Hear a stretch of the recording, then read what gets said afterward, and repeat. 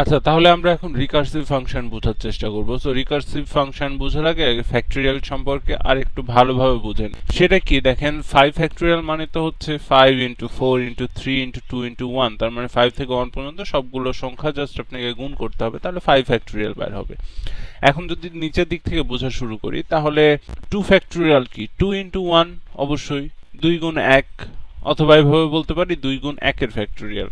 আচ্ছা, এটা বেশি ছোট হয়ে গেল, তাহলে আরেকটু উপরে যদি যাই, এখন দেখেন যদি 3 ফ্যাক্টরিয়াল বলি, তাহলে 3 ফ্যাক্টরিয়াল কি 3 ইন্টু 2 ইন্টু 1, অথবা বলতে পারি যে 3 ইন্টু 2 এর ফ্যাক্টরিয়াল, তাহলে 3 দুগুণে 6 হয়ে গেল 3 ফ্যাক্টরিয়াল।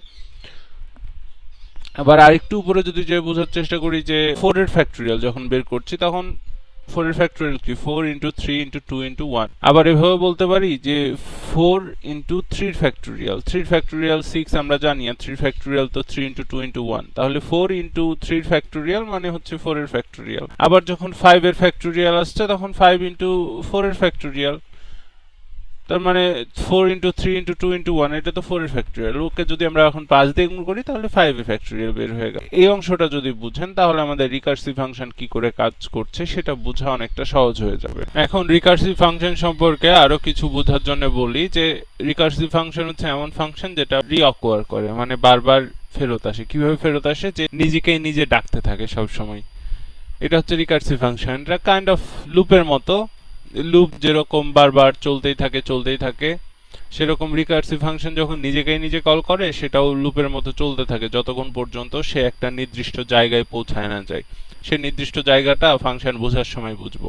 এখন বুঝার সুবিধার জন্য এই অংশটুক আপাতত বাদ দিলাম, আগে বুঝেন এই ফাংশনটা নিজেকে নিজে কিভাবে কল করছে, তারপরে এটার কাজটা দেখ। এখানে তো আমরা প্রথমে একটা ফাংশন ডিফাইন করে দিয়েছি ডেফ দিয়ে, যেহেতু এটা ইউজার ডিফাইন ফাংশন আমাদের নতুন করে তৈরি করতে হবে। সো ডেফ দিয়ে ইউজার ডিফাইন ফাংশনটা ডিফাইন করলাম, এটার নাম রেখে দিলাম ফ্যাক্টরেক, তার মানে ফ্যাক্টোরিয়াল রিকার্সিভ, আর ফ্যান্সি কিছু না, ঠিক আছে। এটা শর্ট ফর্ম হিসেবে ফ্যাক্টরেক আমি ফাংশনের নাম দিলাম, নাম তো যে কোনো কিছু দিতে পারেন। আর এর ভিতরে একটা আর্গুমেন্ট পাস করলাম n, কারণ ফাংশনের ক্ষেত্রে আমরা দেখেছি যে এখানে একটা ভেরিয়েবল লাগে, যেটা যখন আপনি ফাংশনকে কল করবেন সেটার ভ্যালুটা এটা দিয়ে রিপ্লেস হবে। এখন তারপরে আমরা বলে দিলাম যে রিটার্ন করো n into factorial of n minus 1, মানে আমরা যখন ফাংশনটাকে ডাকবো তখন যে কোয়েশ্চেনটা পাঠাবে, আমরা ফাংশন দেখার সময় দেখেছি যে কিভাবে প্রিন্ট ফাংশনটা আমাদের কোয়েশ্চেন পাঠাচ্ছে, অথবা যেই সময় আমরা এই ফাংশনটাকে ডাকছি সেই সময় যে কোয়েশ্চেন পাঠাচ্ছে যে এইটার কাজ তো আমি জানি না, এটাতে কি হয় সেটা আমাকে বলে দাও, আমি ইউজারকে দেখাবো।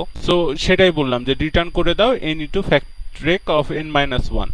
সূত্রটা কিভাবে কাজ করছে একটু পরে বুঝাচ্ছি, তার আগে একটু দেখি যে f সমান ফ্যাক্টরেক 5 লিখেছি। এটা হচ্ছে যে f নামের একটা ভেরিয়েবল নিয়েছি, এর ভিতরে স্টোর হবে ফ্যাক্টরেক যে ফাংশনটা আছে সেটার ভিতর 5 এই সংখ্যাটা পাস করার পর কাজকাম হয়ে যেটা আউটপুট আসবে সেইটা।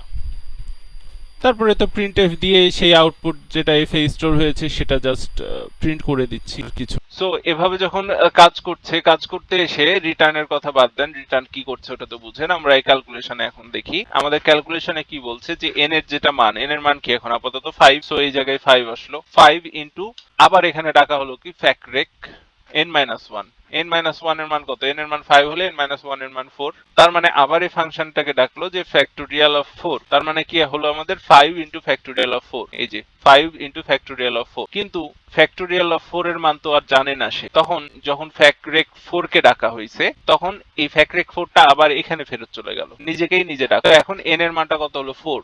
n এর মান যখন 4 হলো, আবার এই ক্যালকুলেট করতে আসলো, ক্যালকুলেট করতে সেখানে n ছিল, n এর মান এখন 4। এই সূত্রটা কিন্তু সে মনের ভিতর রেখে দিয়েছে জমা করে, যে এই সূত্রটা আমি সলভ করতে পারি নাই, দেখি আমার ফ্যাক্টরেক 4 এর মান কত হয়, যদি জানতে পারি তাহলে এটা তখন সলভ করব। এজন্য এটা সে সূত্র হিসেবে জমা রেখে দিয়েছে। এরপরে আবার এখানে 4 হইলো, এখানে আবার n-1 ছিল, সো 3 হইলো, তাহলে কি হলো 4 ইনটু ফ্যাক্টোরিয়াল অফ 3, বুঝছেন? এই যে 4 ইনটু ফ্যাক্টোরিয়াল অফ 3, এই সূত্রটাও সে মনের ভিতর তৈরি করলো, কিন্তু ফ্যাক্টোরিয়াল অফ 3 এর মান কত সেটা সে জানে না। যেহেতু ফ্যাক্টোরিয়াল অফ 3 এর মান জানে না, তখন আবার বলবে ফ্যাক্টরেক 3 এর মান কত, ফ্যাক্টরেক কোথায় আছে আমি সেখানে যাই, আবার এখানে ফেরত চলে আসবে। এবার n এর মান কত? 3 যদি হয় এখানে n এর মান 3, সো 3 বসে গেল, আবার এখানে n-1 এর মান, সো 2 বসলো। তাহলে কি হলো? এবার 3 ইনটু ফ্যাক্টোরিয়াল অফ 2, এই যে 3 ইনটু ফ্যাক্টোরিয়াল অফ 2, এইটা হয়ে গেল। তাহলে এই সূত্রটা প্রথমে তৈরি করলো, সেটার জন্য আমার ফ্যাক্টোরিয়াল 4 এর মান দরকার। ফ্যাক্টোরিয়াল 4 এর মান বের করার জন্য ফ্যাক্টোরিয়াল 4 ইন্টু ফ্যাক্টোরিয়াল অফ 3 এই সূত্রটা সে তৈরি করলো। এই সূত্রটাও সলভ করতে পারলো না। তো এটা সলভ করার জন্য তার ফ্যাক্টোরিয়াল অফ 3 এর মান দরকার। ফ্যাক্টোরিয়াল অফ 3 এর মান করার জন্য সে আবার এখানে ফেরত যায় 3 ইন্টু ফ্যাক্টোরিয়াল অফ 2 এই সূত্রটা তৈরি করলো। এখনো কিন্তু সলভ হয় নাই। সলভ যখন হয় নাই তখন সে আবার এখানে যেহেতু ফ্যাক্টরিক 2 এর মান দরকার, আমার এটা সলভ করার জন্য ফ্যাক্টোরিয়াল 2 এর মান দরকার, তো আবার এখানে ফেরত গেল। এখানে ফেরত যায়, এখন n এর মান হলো 2। n এর মান যখন 2 হইলো তখন এখানে 2 বসে গেল আর এখানে বসলো ফ্যাক্টোরিয়াল অফ 1। এখন ফ্যাক্টোরিয়াল অফ 1 কত? ফ্যাক্টোরিয়াল অফ 1 এর মান 1, এটার মান তো জেনে গেল, এটার মান জানে, সমস্যা নাই। সো এখন সরাসরি আমাকে বলে দিতে পারবে যে ফ্যাক্টোরিয়াল অফ 1 এর মান তো 1। আমার এখানে সূত্র কি বানাইছিলাম? 2 into factorial of 1। So factorial 1 এর মান যদি 1 হয় তাহলে এখানে আমার 1 বসে গেল, 2 ইন্টু 1 2। সো ফ্যাক্টোরিয়াল অফ 2 এর মান হচ্ছে আমার 2। আমি ফ্যাক্টোরিয়াল অফ 2 এর মান পেয়ে গেলাম। তাহলে এটা বাদ দিয়ে আমার এখানে 2 হয়ে গেল, বুঝছেন? 3 ইন্টু 2, 3 দুগুণে 6, এটা আমার ফ্যাক্টোরিয়াল অফ 3 এর মান। সো ফ্যাক্টোরিয়াল অফ 3 এর মান 6, এটা তো পেয়ে গেলাম। সো এখানে 6 বসে গেল। এখন ফ্যাক্টোরিয়াল অফ 4 এর মান হচ্ছে 4 ইন্টু 6, 4 6 24। সো এখানে 24 বসে গেল।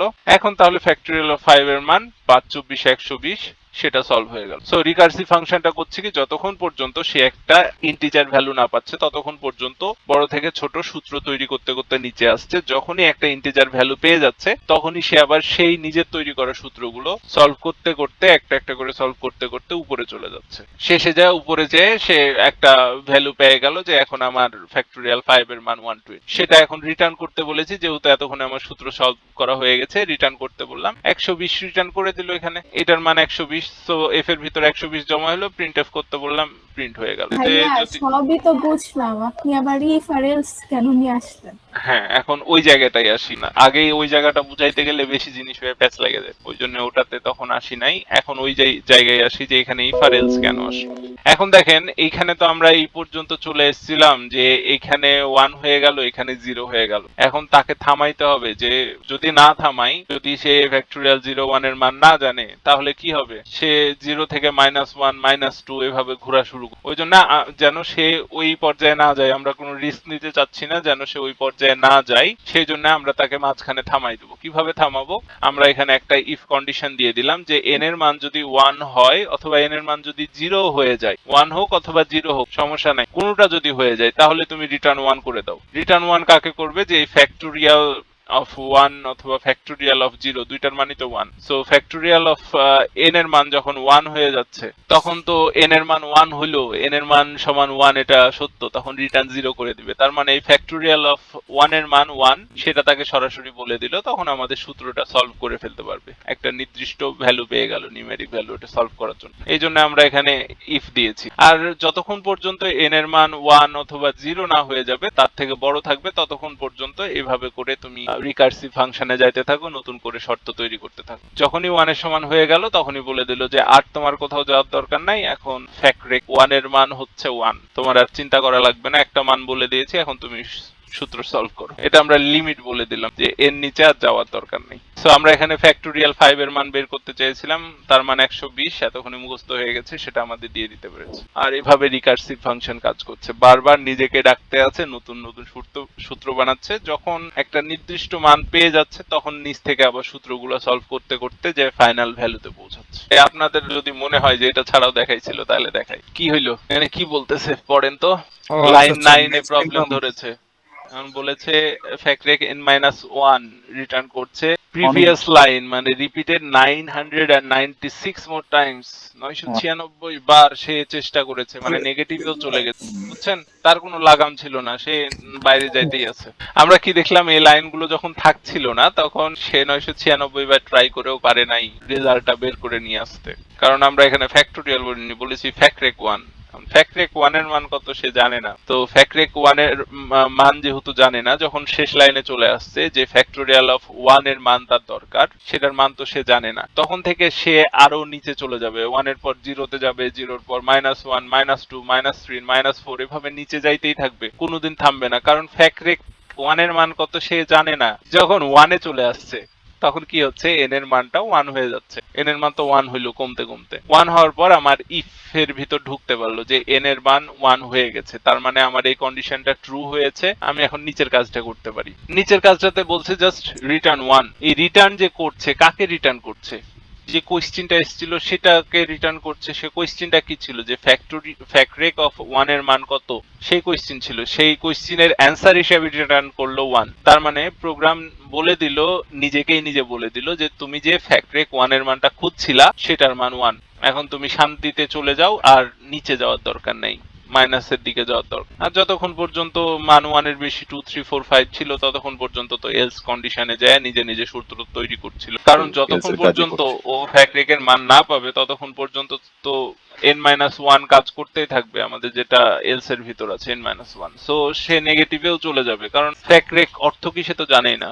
যেই মানে আপনি ওই ব্র্যাকেটের ভিতর বসে, সে অর্থ কোনোদিন খুঁজে পাবে না। বাট বারবার কোশ্চেন করতে থাকবে, নিজেকেই নিজে কোশ্চেন করবে। এখানে এসে কোশ্চেন করবে যে ভাই ফ্যাক্টরেক 5 এর মান বলতে পারলা না, 4 এর মান বলতে পারলা না, 3 পারলা না, 2 পারলা না, 1 তো পারবা, সেটা বলো। ওটাই আমরা বলে দিয়েছি যে ফ্যাক্টরেক 1 এর মান কত যখন প্রশ্ন করবে, n সমান যখন 1 হয়ে যাবে তখন বলবা তুমি যে কোশ্চেনটা করছো যে ফ্যাক্টরেক 1 এর মান কত, সেটা 1। এটা হচ্ছে তোমার উত্তর।